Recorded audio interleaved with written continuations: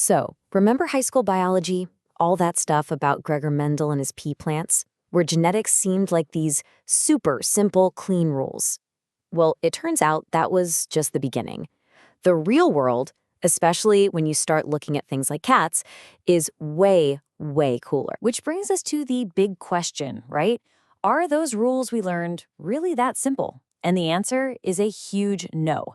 Honestly, by the end of this, you're going to have a totally new perspective on just how dynamic and, frankly, how much more interesting our genes really are. Okay, so to really get this, let's start with what we all probably remember. We got to lay the groundwork, and that means going back to that classic idea of a simple dominant trait. And that idea is called complete dominance. You can think of it as the winner takes all of genetics. So you've got two different versions of a gene, those are the alleles, but you only see the trait from one of them.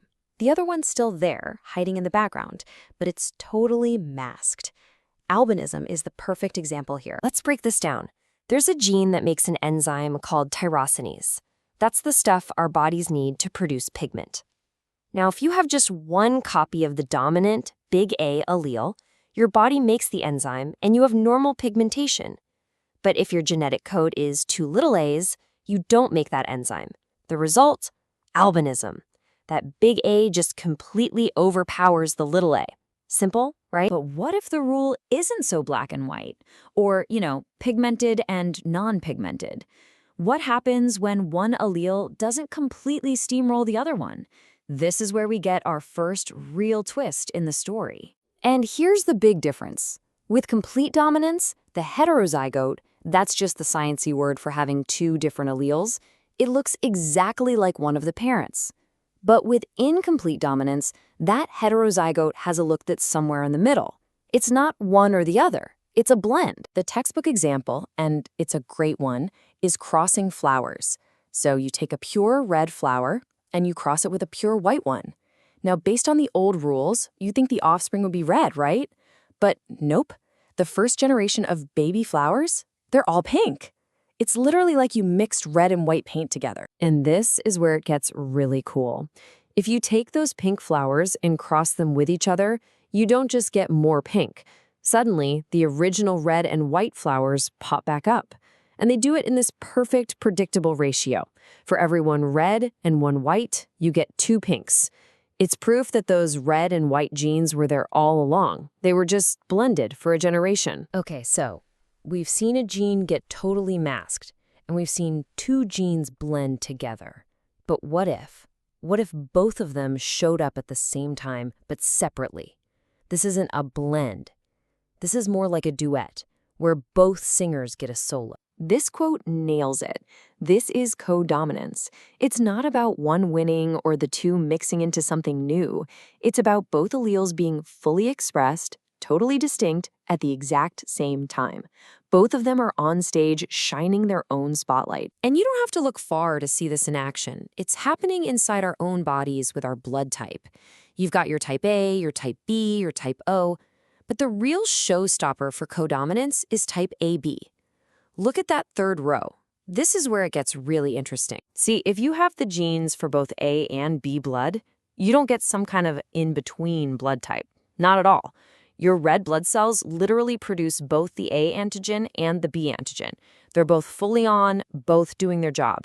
It's not pink flowers. It's like a flower that has some pure red petals and some pure white petals, side by side. All right, so everything we've talked about so far has been about genes with two options. Big A or little a, red or white. But nature doesn't really like being limited to just two choices. What happens when a gene has a whole menu of options? And let's bring it back to cats. For the main gene that controls their coat color, how many versions do you think exist out there in the cat population? 2? 3? Well, the answer is at least 5. And just knowing that number exists opens up this huge new world of genetic variety. This is what we call an allelic series. It just means there are more than 2 flavors of a gene to choose from.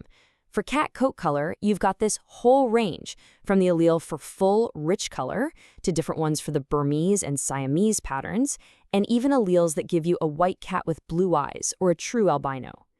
Now, a cat only gets 2 of these, one from each parent, but because there are 5 possibilities in the gene pool, you get this incredible diversity. And if that wasn't wild enough, these alleles have a pecking order. It's a dominance hierarchy.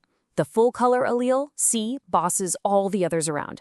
Then, check this out. The Burmese and Siamese alleles are actually codominant with each other. That's what that equal sign means. And then both of those are dominant over the last 2 alleles for white coats.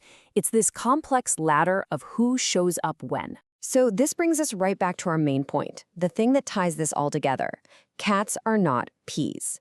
The simple rules we got from Mendel's pea plants, they're true, but they're just one small part of a much bigger, much messier, and frankly, much more amazing picture. And this is probably the most important idea to take away from all of this.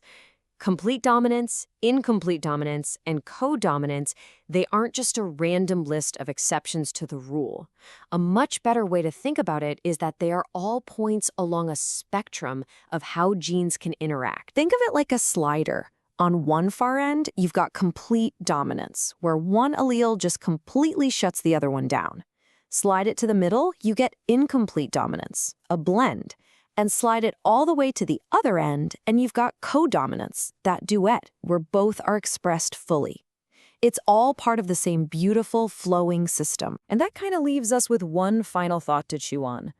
We just peeled back one single layer on one simple topic in genetics, and we found all of this incredible complexity.